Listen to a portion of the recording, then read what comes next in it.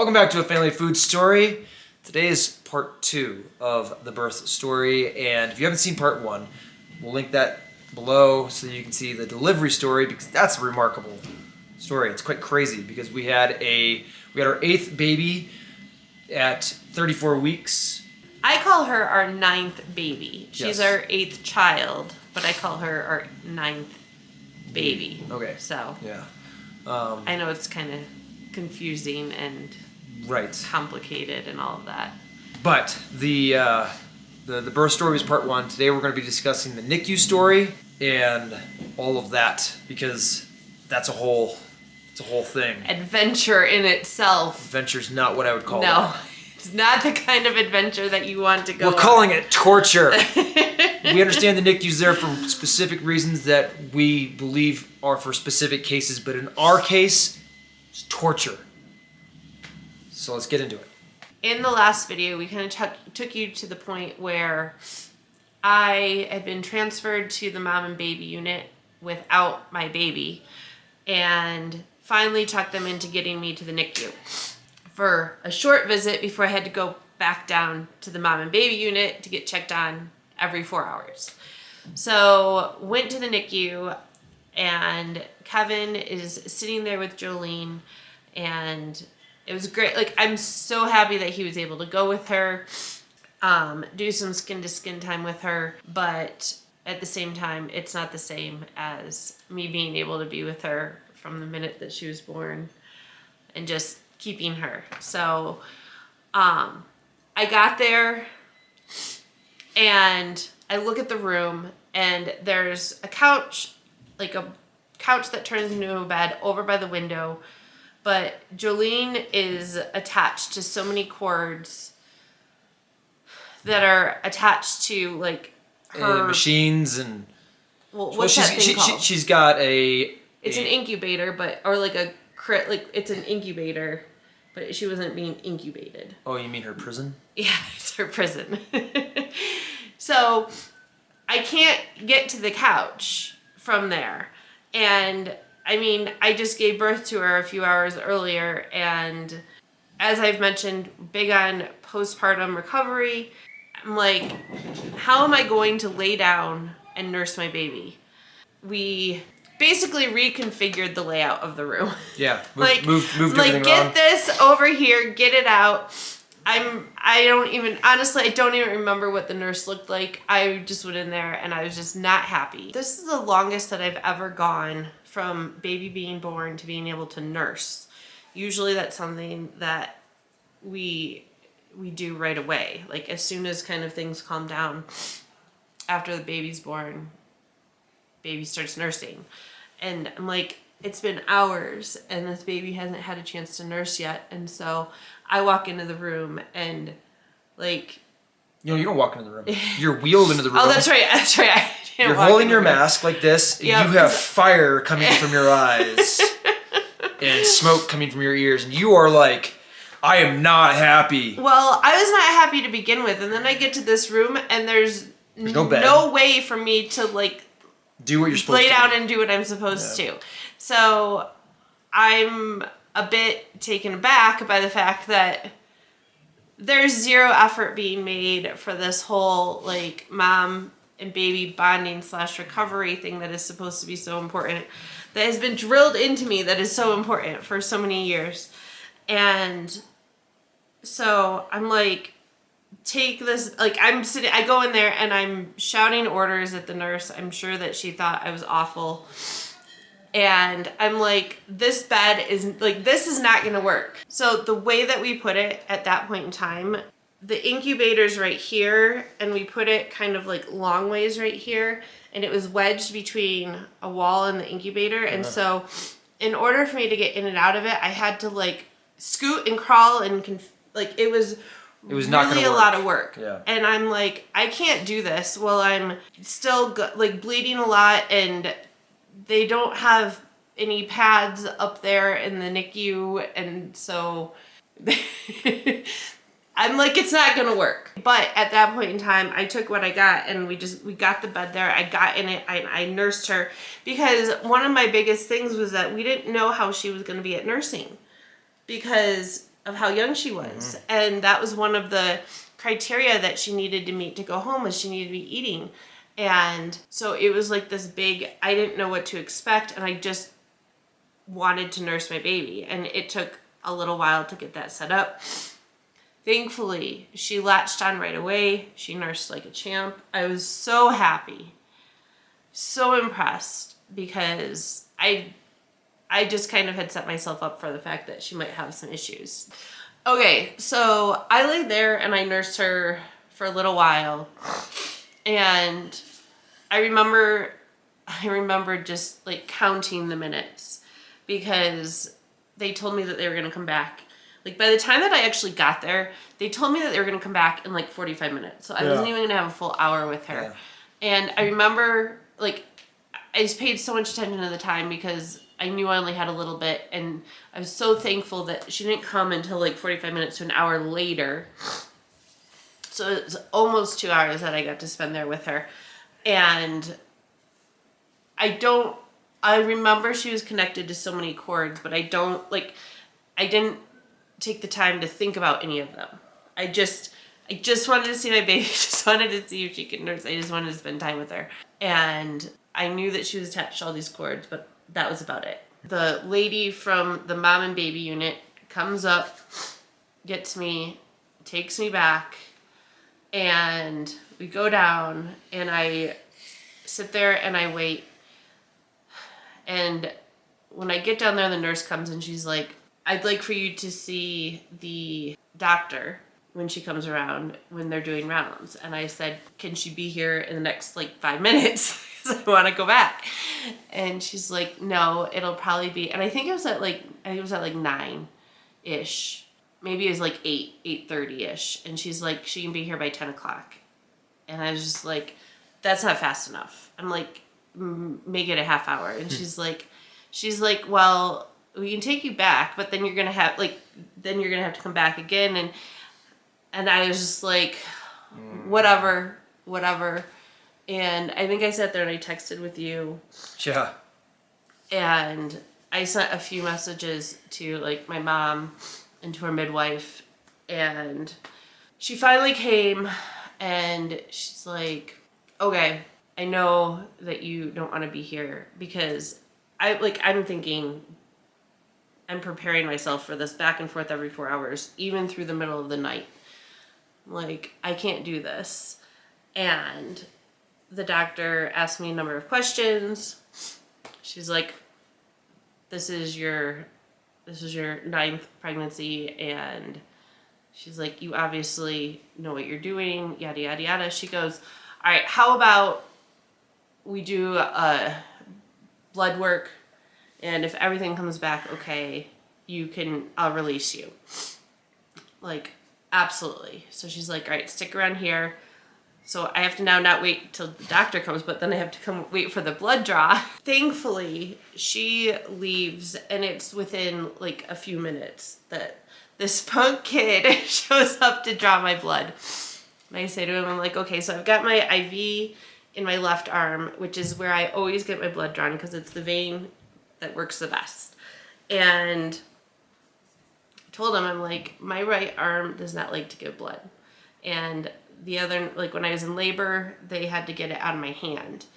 And I told him this, and he's like, oh, I can get it. He's like, just let me try. Like, okay. Well, he goes and digs around for a while, and no, he couldn't.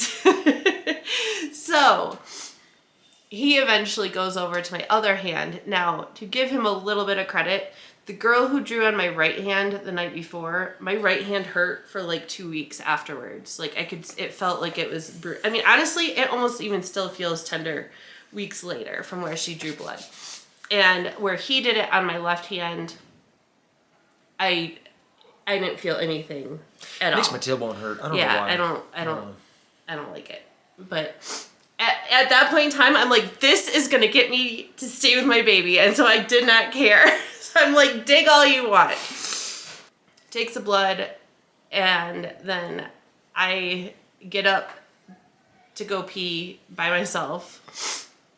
which was really strange. I'll talk more about that later, but usually after like having babies at home, I don't know, I have help going to the bathroom, and I guess I could have called a nurse, but I didn't want to have to wait, and I just wanted to go and move along. I didn't want to have to wait. Been hearing that a lot. So I go pee, and then I get a nurse or whoever, somebody to take me back. And they wanted me to stay. They're like, do you want to stay and wait for the blood work so that you can get released? And I'm like, give me back to my baby. So go back over there. And I think, did you move the bed? Mm-hmm. When I was gone, he moved the bed so that it was more... It's perpendicular to the crib prison, and it allowed Christy to be able to get in and out of the bed and up and a lot be more easier. mobile, as opposed to having to do a bunch of scooching, which isn't good for anybody. So Yeah. that worked out really well. So I got there, laid down and at this point in time, I remember when I was down there, the other thing that I dealt with was the fact that they wanted me to fill out the information for the birth certificate before I was discharged. And birth certificates. I'm like, we don't have a name. We kind of thought we had about another month to think about this whole name thing. And so I'm like, I got nothing. So I'm thinking to myself, I'm hoping that they'll be able to wait until we're discharged from the NICU to figure out the birth certificate or to figure out the name and do the birth certificate. They call down and they talk to the birth certificate people, and they got an exception to where we had until, this was Thursday. This was Thursday. We had to the following Tuesday to determine her name. And they had me fill out, like, I talked to the lady and she's like, I need you to just fill out everything, but leave the name blank, and I will approve it as is, and then you just need to send me the name by Tuesday. Yeah. I'm like, okay. So I did that. But they were also planning on us still being there Tuesday. Yes. Because they had originally told us that during the birth prep stuff, the NICU team, NICU doctor, they were giving us the expectation of she needed to stay in the NICU until she got to her like full term birth date, which was 6 weeks later, which we haven't even hit yet. Yeah. And at that point in time, I'm like, well, I didn't even hear that. We're gonna I did not stress out about that. I didn't hear it. I'm like, we have work to do. We have children. Like, this ain't gonna fly. Christy's dad had a big surgery, and this is. I'm like, So anyway, go back, see Jolene, see the bed situation is a lot better, and put out some flowers. I'm like, pillows. Okay, making it home. I have my baby. I can just lay down with her, do some skin to skin, and I can be with her. I've got to go back one more time to get discharged from the mom and baby unit, and it's going to be a quick and easy back and forth. But other than that, I can just be with her 24/7. So lay down and just hung out and nursed her until I had to go back. Yeah, and then I went back and I got discharged. That was great. Quick and easy, came back. And then we had the co-sleeping situation. Dim the lights. Dun, dun, dun. So I've co-slept with all of our babies. And when it's technically bed sharing. It's not even co-sleeping. It's technically like baby sleeps right next to me. I understand that there's a lot of, I'm going to call it misinformation out there that tells you why it's bad. But there is a lot of information out there. And I have a lot of personal proof that it is the best way to raise a baby. Yeah. And it's just baby sleeps next to me all night long. I roll over from one side to the next. Baby nurses as often as it wants. Mom gets more sleep, baby gets more time to nurse. Dads can sleep right through it. I don't have to do anything. She throws a diaper at me in the middle of the night, and and the next morning, Harbor's like, "Who changed this diaper?" I don't know. And the best parts about it is that when baby is next to mom, it helps them regulate their respiration, their heart rate, their body temperature, all of that. And it's so good for everybody. And at some point, I don't even know how, it came up quickly during the day very quickly. Well, what happened was that you were laying down with her, and you finally started to rest a little bit and kind of chill out. And one of the nurses was like, "Oh, just so you know, you're not allowed to sleep with your baby." And we're like, "What?" And she was we were like, "What?" Whatever. I just kind of blew it off. I'm like, "Whatever." Oh, that's right, yeah. And then she comes back about 10 minutes later, and she goes, just want to remind you that you can't sleep with your baby. And at that point in time, Christy was and they're I'm assuming that the reason why they're figuring that, well, they knew that we were more naturally minded to begin with, but also, I guess most people would probably have put their baby back in the prison at some point in time, and we just weren't. We weren't putting her back. And they probably just took issue with that. And you can't have your baby. You can't sleep with your baby. You can't do nothing with your baby. So we were told this probably 5 times. A few times, yeah. And then finally we talked to the nurse and we're like, "Okay, what's up? This isn't going to work. Yeah. If we can't, if I can't do this, we're taking her home." Yep. And at that point, she's like, "Well." No, she acted like she was going to try and be our advocate, and she was going to go try and get an exception and yada, yada, yada. And that was when all of a sudden we get bombarded with this powerhouse move by the hospital, and these 3 administrators come in with paperwork, with research, with policy.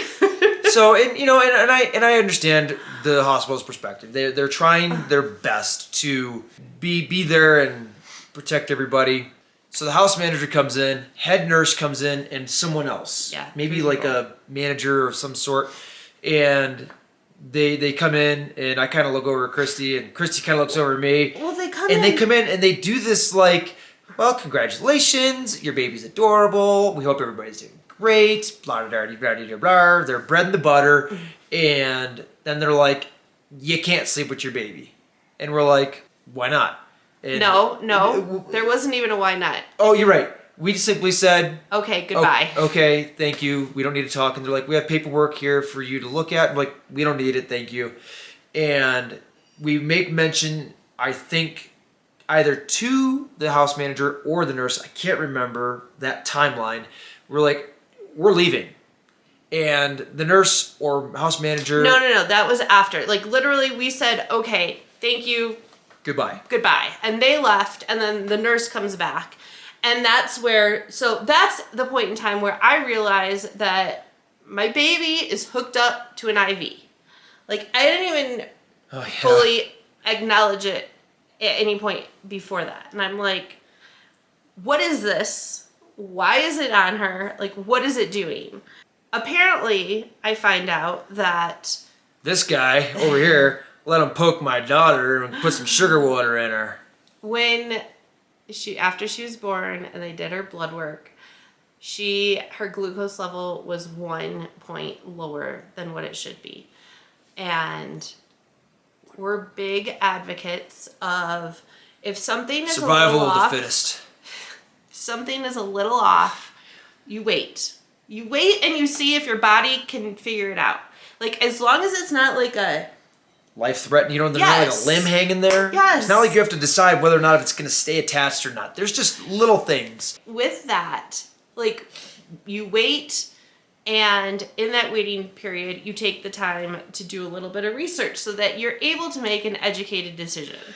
Well, apparently They don't roll they like that. just, and I don't know what happened. I wasn't there. I don't know if they asked you. I don't know if they said anything. They said they didn't say, "Hey, Dad, can we put this in your daughter?" They just did it, and they might have said so. I'm sitting there because I'm still kind of in shock. I'm still kind of observing and taking in the whole birth. I have a child now, and she's here, and we're in the NICU, and this is all new to me, and they just did it, and I was like, okay, like I didn't know any better. Yeah. And I'm normally like cleaning up at this point in time, and mom's with baby and baby's in bed, and we're cleaning. Well, and when you're working with a midwife who understands medical freedoms and who understands having a choice when it comes to any sort of decision moving forward, you're used to things being presented to you and you're able to make the choice, as opposed to them just doing it and you having to be totally on guard and be like, wait, is this the best thing for my baby? Right. And that's something that I've learned, and some of the questions that you have to ask that I now know that I didn't know. And so I realize that there's this, and this was either just before or just after the house nurse came in that situation. And I'm like, okay, my baby is on this IV, and we want, like, we talked to the nurse about how, like, what was the process of getting her off? Because she came in and she's like, we're talking about doing this, and they're talking about, like, the wean off schedule. And it's like 3 months. At first, she was like, it's not 3 months. At first, she's like, well, we're going to do this schedule, and it's going to be this. And then, I don't know if there's a shift, like, I don't know if there's a shift. I didn't know if there was a shift change or if there was another nurse or what it was. If it was the same person, because I don't know how the hospital system works. I had no idea, like, how the shift changes work. I remember her telling us one thing, and this was going to be the schedule that they were going to wean her off of the glucose. And then I remember that they were like, oh, actually, we're going to do this schedule, and it's going to speed it up, and it's going to make it go faster. Then I was like, we want to get out of here now. But we can't just take it out of her because I don't know how she's going to respond. I don't know if she really needs it. I didn't even know what the results were. And so this is when I started looking into it and doing some research. And I'm like, okay, nurse, she should have never gotten this to begin with. And at this point, I want to start weaning her off of it now. And she comes back with this, okay, well, the way that we need to do this is she needs to supplement, and she needs to get this much supplemental milk. Thankfully, it wasn't just formula. They at least had donor milk, but the donor milk was pasteurized, which is not ideal in my book. But number 2, babies receive colostrum first for a reason. It coats their belly. It does amazing things for their gut flora. Like, it is so important for their immune system and everything. That colostrum is so important. And when you override it with not just milk, but like the donor milk that is used it's not like milk made for newborn babies. It's milk that's been given at whatever point in lactation. So it's later on milk. So it's different. Developed for older babies. And like, I don't want to ruin that process. So there's a lot of back and forth on that. And then there was back and forth on the process, like the weaning process, or of the, like, was Taking it going to be glucose. the slow process or the long process? And it's like the second that we started to express an opinion, they backed up and they were like, well, no, now we're going to do the slow process. And the other process isn't even an option for no reason that they're willing to share. I finally gave in and I was like, okay, we'll do the bottle, we'll do the supplemental milk. If that's what it's going to take to get this glucose out of my baby, fine. I want to take her home now. Right. And so at that point, that was when we told the nurse that we're like, the goal is to get her weaned off of the glucose and to take her home. And we will be leaving AMA. And that's when she turned. Because it was the middle of the house manager came in during the evening. And then it was during the middle of the night that we started to talk about the glucose thing. And we didn't talk about the AMA. It was in between because the nurse, that was like the whole, it was like that, this is I told her because I wanted to tell her that we wanted to wean her off responsibly. Yep. And that we weren't going to just rip things out of her. And that's when she's like, do I have to be worried about you just walking out of here with your baby? Do I need to go get security involved? And she's like, and then she goes into this spiel about how, you know, if you leave AMA, they will get social services involved and yada, yada, yada. And I'm talking to my midwife. I'm texting with my midwife kind of through all this. It was late at night. And she was telling me stories about how she's aware of somebody who was in the hospital and the patients had to call the police to get the hospital to let them leave. Uh-huh. And apparently they threatened social services, and the dad happened to work for social services, and he is like, oh. I already called my boss. Go for it. So anyway, we're working through this glucose stuff. And I don't think that the AMA came up after that. Mm. She also was like, well, I've never had anybody do this. I'm just like, well, you're at this point in time, I remember this now. It's all coming back. I remember you're heated. Mm-hmm. You're upset. Because I'm so upset about the co-sleeping. I did not get over the co-sleeping thing. So it was like three punches. It was I couldn't have my baby. We couldn't sleep with our baby. Now we're feeding our baby stuff we don't want to. And Christy's getting super upset. She's crying. She's like angry. And everybody leaves.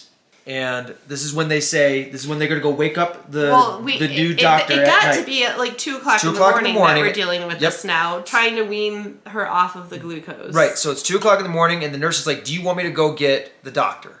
And I said, yes, please. She goes, great, we'll go get her. When everybody leaves, I close the door, and I turn around and I go, you be quiet. You're not allowed to talk. She's like, and I go, that's why. You're not allowed to talk because you're out of control. And she's like, what are you going to do? And I go, I'm going to appeal to their better nature. So doc comes in, nurse comes in, and the doctor comes in. So she's like, you guys have some concerns? And I say, yes, here, doctor, have a chair. Sit down, get comfortable. You'll be here a while. So we talked to the doctor, who was, according to the nurse, unlikely to be willing to start weaning her off of the glucose without heavily supplementing her with the milk. The doctor comes in and she listens to us, and I gave her my explanation of everything. She says, okay. She's like, I'm willing to give this a try. And I was like, oh, thank you.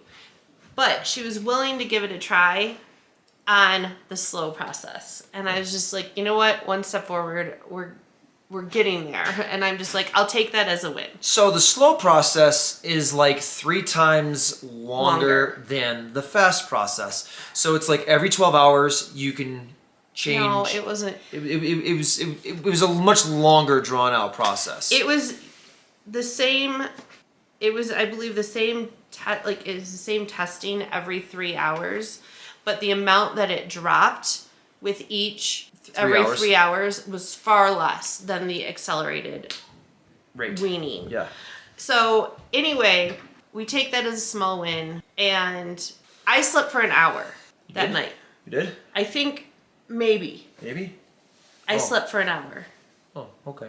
I think we held her and stayed, I was just awake. I'm like, the way that I'm going to get around this co-sleeping thing is I'm just not going to sleep. Yep. So we both said, we'll just not sleep. So it's Friday, and I'm just reeling, how are we going to get this process to go faster? How are we going to get out of here as soon as possible? And we get a new nurse, and that was the nurse that cooked on Friday. And she was great. Some of the nurses were great, some of them not so much.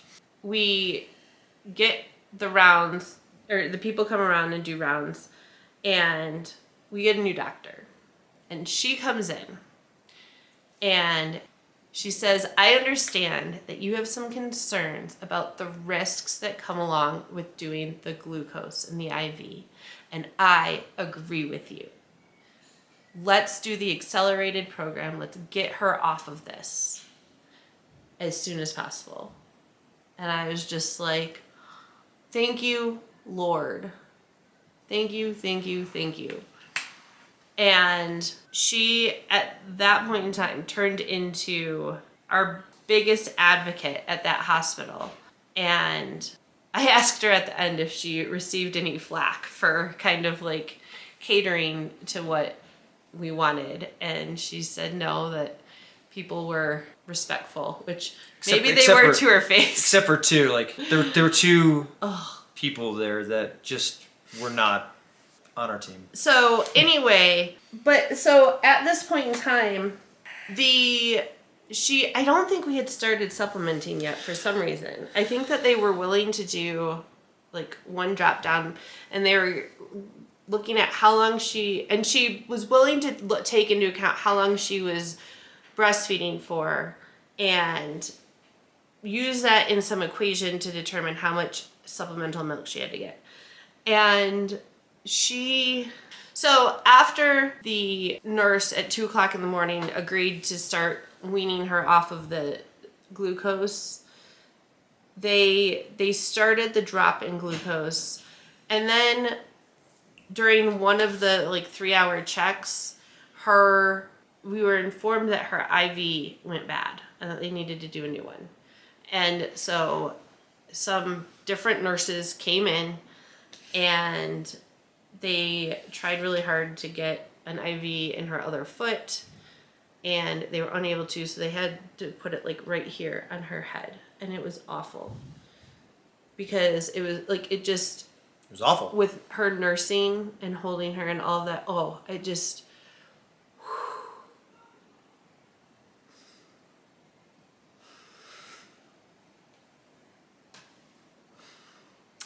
was not fun. Especially considering the fact that it was for the purpose that she shouldn't have had the glucose to begin with.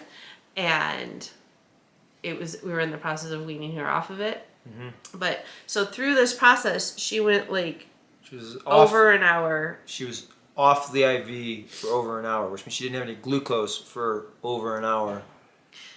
And they did a check. And her levels didn't drop. Yes, and her levels were fine.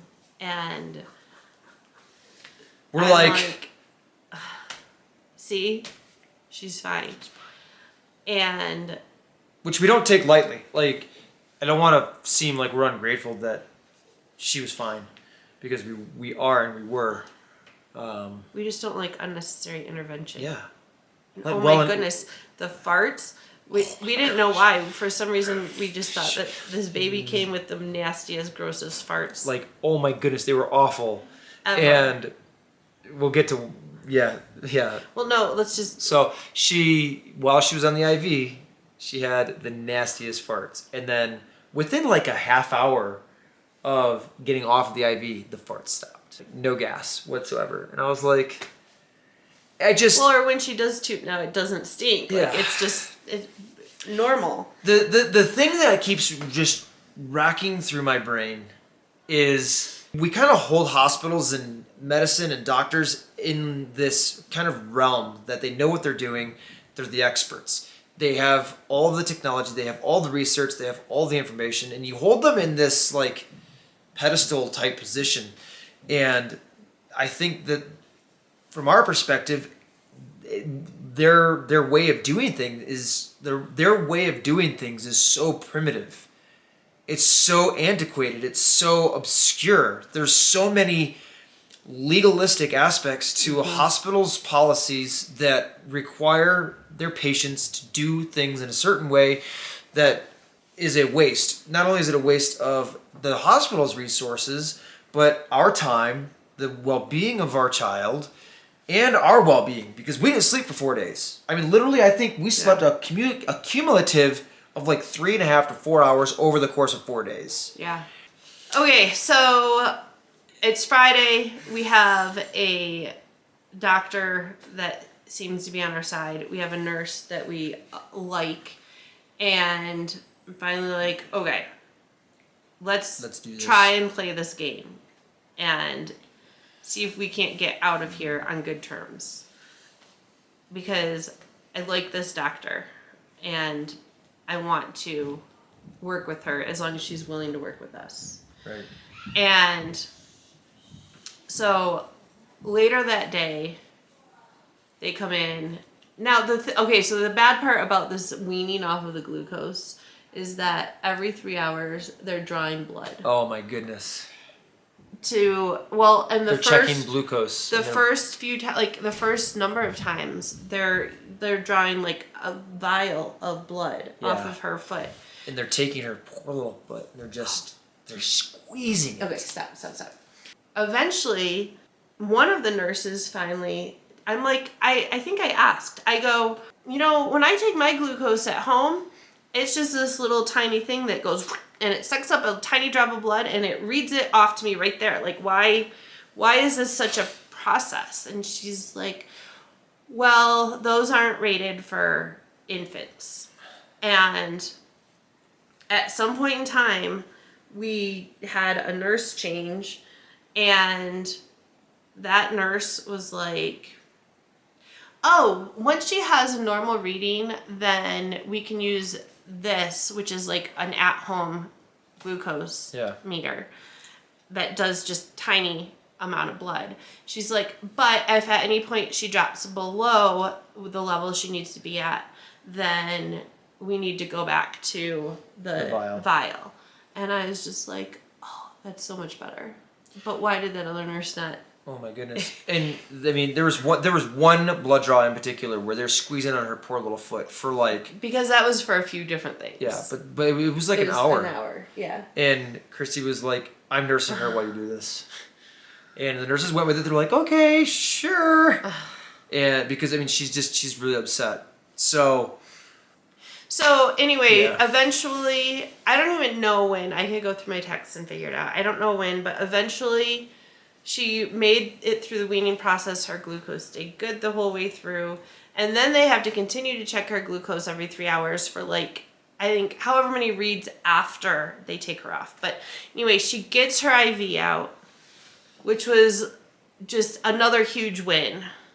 I think God gave us little wins. Big enough wins to keep us going through all of this. Getting the new doctor and then getting her off the glucose. But then, at that point in time, it was Saturday Friday was the whole process of weaning her off of the glucose. And then Saturday, her bilirubin was not off, it wasn't out of range, but it was high enough for them to want to be proactive. And so the doctor comes in, the doctor that I like, and she's like, oh, we've got this Billy blanket that we want to use for her, that it's great because she's mobile and she can, you can nurse her and you can hold her and yada, yada, yada. And I'm thinking, blanket, a blanket, right? Blanky. And I'm like, sure, we can be proactive. This is after she actually let you go. She actually approved for her to get taken off of all of the cords that are keeping track of everything, and to take her over and to sit in the sun with her. Yep. And that was another win. And then she's like, But it wasn't even levels are a little. I want to be proactive. Let's do this blanket thing. And I'm like, sure. Great. Well, okay. This is where I have learned. When a doctor suggests doing something, the first thing that you need to ask is, can you please tell me a little bit more about that? Can you please tell me a little bit more of what to expect? Can I see what you're talking about? Because the blanket was like, so this is a scale, but it's not as bad, but it was pretty close. A little bit more flexible, but this plastic, it could go like cumbersome here, thing that has this huge tube sticking out of it. Huge tube sticking out of it with this like machine to run it, to like feed the light through it.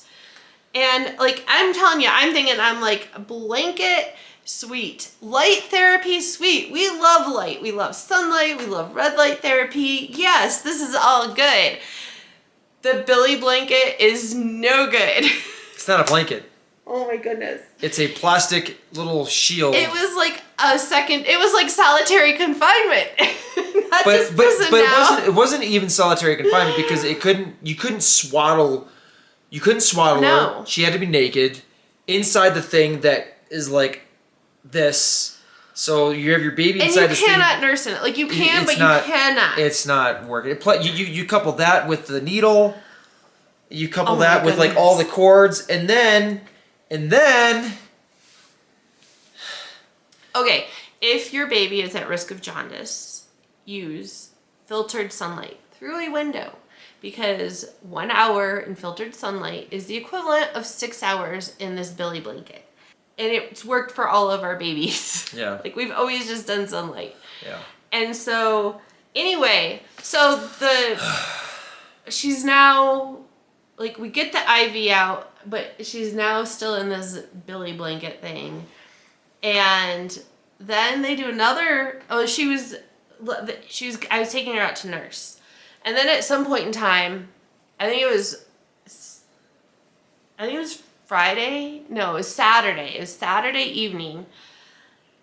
The nurse comes in and she's like, her bilirubin levels have gone up. We need her to stay in this the whole, like 24/7. Indefinitely. And you can't take her out to nurse. You've got to keep her in it. And I was just like,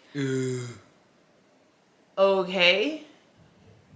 And then in the middle of the night, at like 2 or 3 o'clock in the morning, one of the nurses comes in and she's like, she can be off the Billy blanket.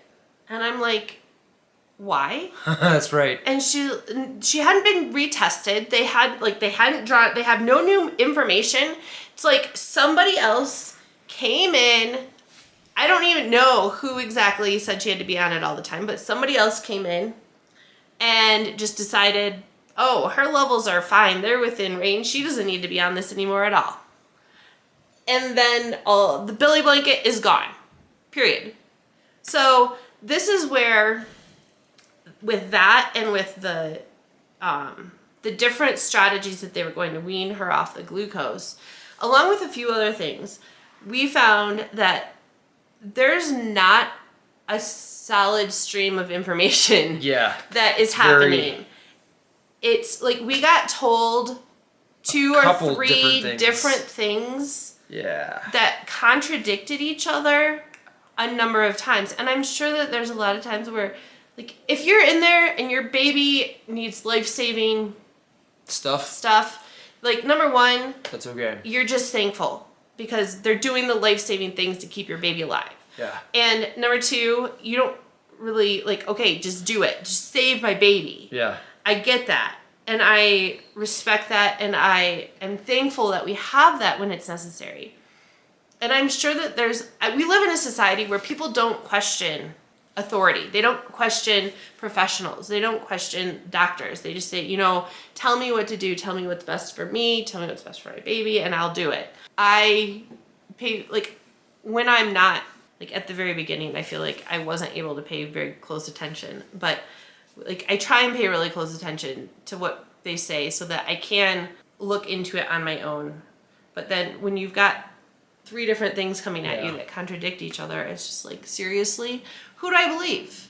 Like, who? And so that's where you don't believe anybody. You do your own research and you do your best. I remember back to the glucose conversation, I remember talking to the nurse or the doctor and be like, do we really even have a choice? are you even going to listen to what we have to say about this? Yeah. Because right now it seems like you're going to do whatever you want to do, no matter what we say, and that we don't have a choice. And that's not cool. So, anyway, so then after the Billy blanket, after she's on the Billy blanket for a while, she starts, like, her heart rate and her oxygen levels start randomly dropping at points in time. And we found that it was happening when she was in that Billy blanket. And prior to this, she had no issues. Nope. And so because she was with us, like, she was either like skin to skin, or at least like swaddled right on top of us. something really close. Yeah. And but the thing is that it would drop, but then it would come back up. She didn't need any stimulation or anything. Nope. And at some point in time, this nurse comes rushing in and she's like, I need to put her on oxygen right now. And Kevin's like, whoa. Just wait. She's fine. Nope. She needs oxygen. Well, I think she held off, and then I think it happened again. And they were like, she needs to be on oxygen. And I was just like... So they put these little sticker things on the side of her head to help hold the oxygen guys in place. Well, in addition to the stickers that they had on her face to hold the glasses for the Billy blanket, I mean, she had stickers all over. Oh yeah, that's right. I forgot about those. Oh my goodness. So they told us that the oxygen would have to be on her when she was in the car seat and when she was in a deep sleep. Yep. But then when it came time to actually get the information, like talk to the guy and get the oxygen to bring her home with, we found out that since we are unable to monitor her 24/7 and keep track of her O2 levels, that actually what needs to happen is she needs to be on the oxygen 24/7. And I'm like, how many different contradictory things can they tell us? It's like they pull things out of the hat. And at this point in time, I'm just like, whatever. And I'm like, as soon as we get home, she gets transferred to our midwife's care, and our midwife can tell us what to do, and it's going to be the right thing to do for our baby. And so we took her home. She was on the oxygen. And honestly, we kept her on the oxygen in the car seat, and we put it on her a few times when she was in deep sleep, like at night when she was laying in bed with me. A few times for like an hour or two here and there. Because she was fine. She was absolutely fine. Yeah. And our midwife came the next day and she did the testing with her O2 levels, and she's like, she doesn't need the oxygen. So finally, like when she comes off of the Billy blanket, I think we took her off of the oxygen. And I think that she was fine. Like we got her back off of the oxygen and she was fine. And then it was Sunday. Or no, it was Saturday. It was Saturday night that they had cleared us to go home the next day. And they had to do the car seat test. So the next benchmark for us to get past was the car seat test. Because the last benchmark. Because she had been on oxygen, she had to pass a 90-minute in the car seat test. You can't touch your baby. You can't do anything. They monitor her. And if their levels go below X and Y, they fail. It's an automatic fail. Because she had been on oxygen at whatever point in time, they said, they're like, she needs to be on oxygen for the test, and she's going to need to go home on oxygen so that she can have the oxygen in the car seat. And when we were talking about it, it was like she needs to have, so she needs to have the oxygen when she's in the car seat, and if she is sleeping in a deep sleep alone. Those were the two things that they've decided that she needed the oxygen for. Yeah. And I'm like, okay, send us home with oxygen. And those are not going to be our situation ever once we get her home, so I'm not worried about it. Yep. And so then we were supposed to do the car seat test, and you were like, let's just wait until tomorrow morning. And I'm like, okay. I'm like, let's just get it over with. And you're like, let's just wait till tomorrow morning. And so they come in Sunday morning to do the car seat test. Yeah, it's like 8 o'clock in the morning. And they get her set up, and she is 45 minutes in. She's 45 minutes in, and her oxygen levels drops, her heart rate drops. They said they said she went into defib. Is that what it is? No, Brady. I don't know. It's bradycardic. Okay, so I'm sitting there and I'm watching her during this whole 45 minutes, just watching, and I'm watching her and like beep beep beep beep beep, everything's going off, and she's just like. And so she remembers she like went like this, and then did that, and then she lifted herself up and she started breathing. Like it went back up. It was fine. And it was fine. And in come rushing like 3 nurses, and they rip her out of the car seat. Literally. I'm like, whoa, whoa, whoa, whoa, whoa. And there she's like, failed. And I'm like, gosh, it's so harsh. Like it's 1 point wrong on the test. Now, mind you, listen though, the funny thing is that like there were points in time where these drops would happen, and I'm like sitting there holding her, and like I'm like she's pooping, and oh yeah, that's right. They're like, oh yeah, it'll happen. Like it'll happen when she poops. It'll happen when, and I'm just like. They know it's gonna happen. How do they? I don't know. So, oh my goodness, it's so they say it's an automatic fail, and then that says she cannot do a test again for. Well, no. So this is another one of those things where people tell you 10 different things, because the doctor had told us that if she fails, then you just do it again. Like in a little bit. And so we were like, okay, let's do it again. Not a big deal. Let's do it again. Well, then we find out that she needs a little bit of a break, and it's going to be a couple hours before she can do another one. Yeah. And then they come in and they're like, actually, our policy is that if they fail, you can't do it again until the next day. 24 hours later. We're like, hold the phone. You telling me what? So after everybody's like, you're going home today, yada, yada, yada. Everything. She's getting all worked up. I'm getting way too worked up. Stop. So finally, in the afternoon, our nurse on Sunday was awesome. And she's like, okay, I talked to the car seat people. No, she talked to the doctor, and the doctor gave the approval that we could do another test on the same day. Yep. And she's like, I want to up her oxygen when she's in the car seat. Like, I want to up it just to kind of set us up for success. Yeah. And we're going to do these roll things with the blankets on the side to try and make sure that her head's not falling cattywampus. Previously, they said that they couldn't put anything inside the car seat. It had to be just the car seat infrastructure. You couldn't do any sort of supporting underneath the bum or anything. And then they're like, oh, well, maybe we have to check this specific car seat. So hold on a minute. And nobody ever came back. And then we found out that we could do the little rolled up towels on the side of her. So, but meanwhile, I go into our van and I get a bigger car seat. I'm like, she's convertible. I'm like, because the same thing's gonna happen. She's gonna pass. She's gonna fail her test again. The same thing's gonna happen. She's gonna get into this position. She's not gonna be able to breathe. Okay, Kevin went down a really dark road. Oh my goodness! And he was like, "We're gonna be stuck here forever." And he's convinced that she's never gonna pass this car seat test, and that we're gonna be there forever. And this was when there were like 3 or 4 different people in the room that were gonna like observe the car seat test.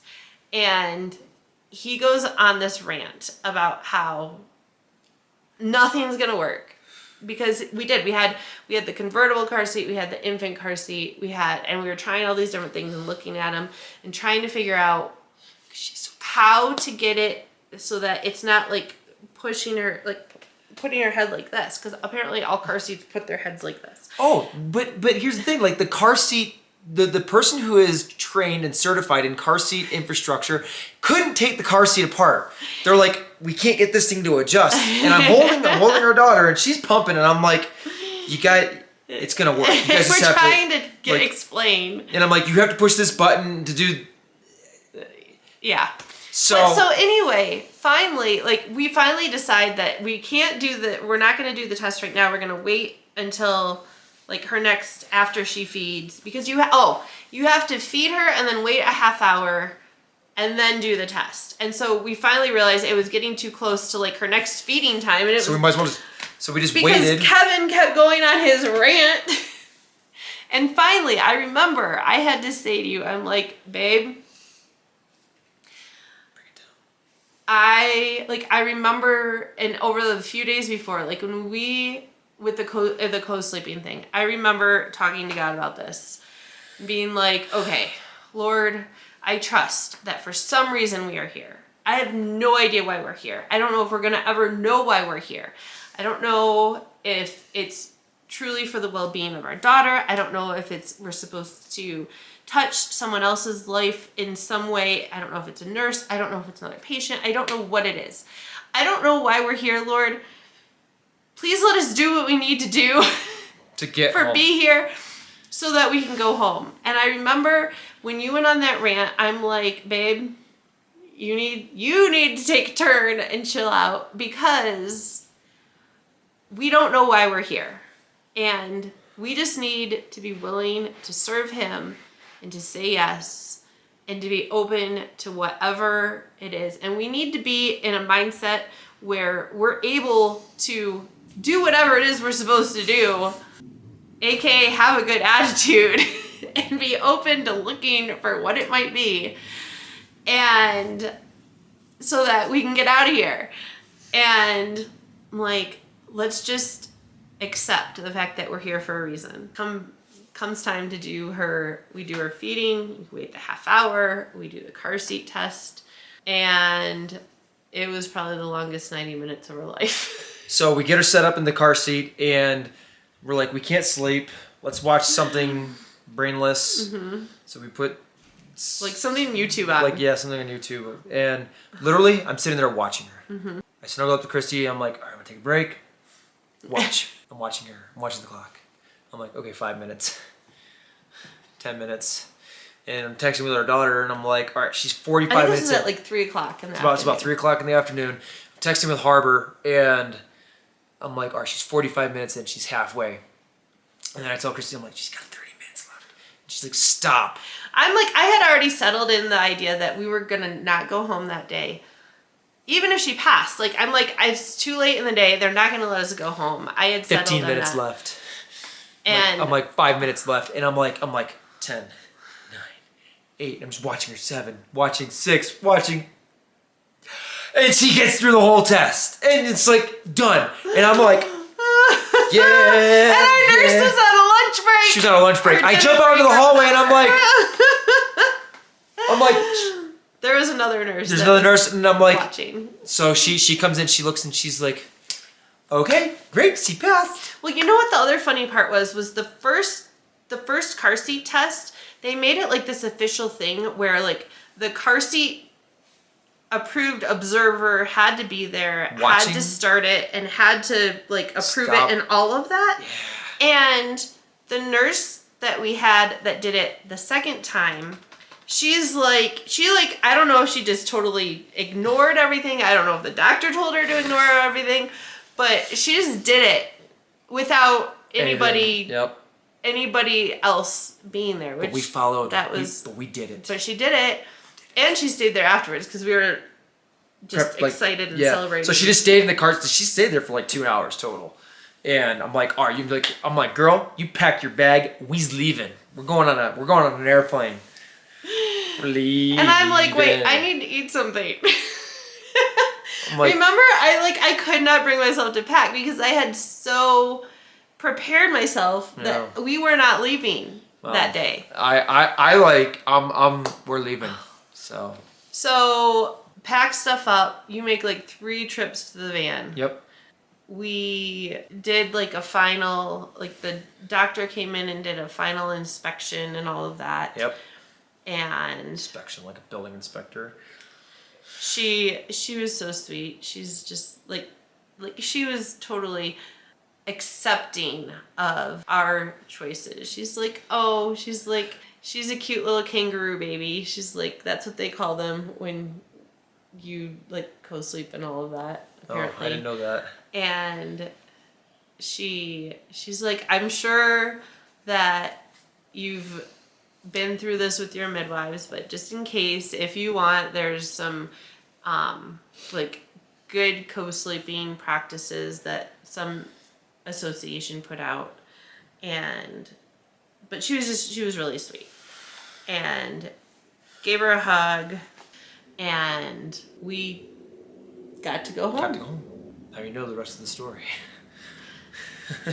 So I think we got home at like 6:30. So it was about 7 o'clock at night, yeah.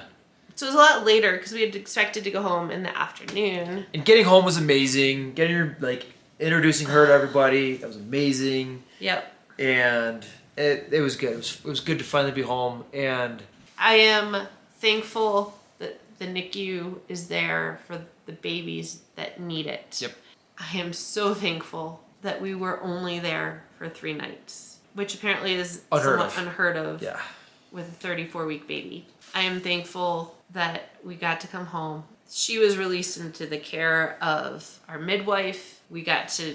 Okay, so... Home. With that, there's a few other things that I want to share kind of about lessons learned.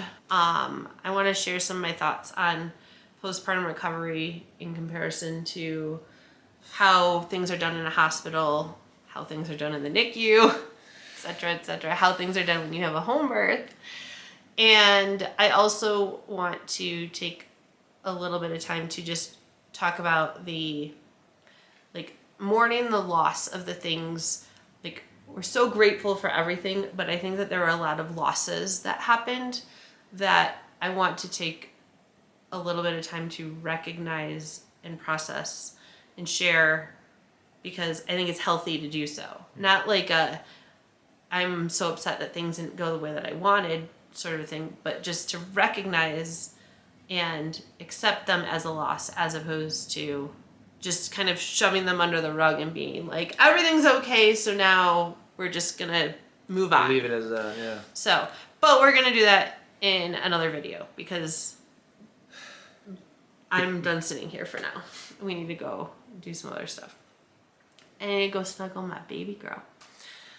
So... See you on the next one.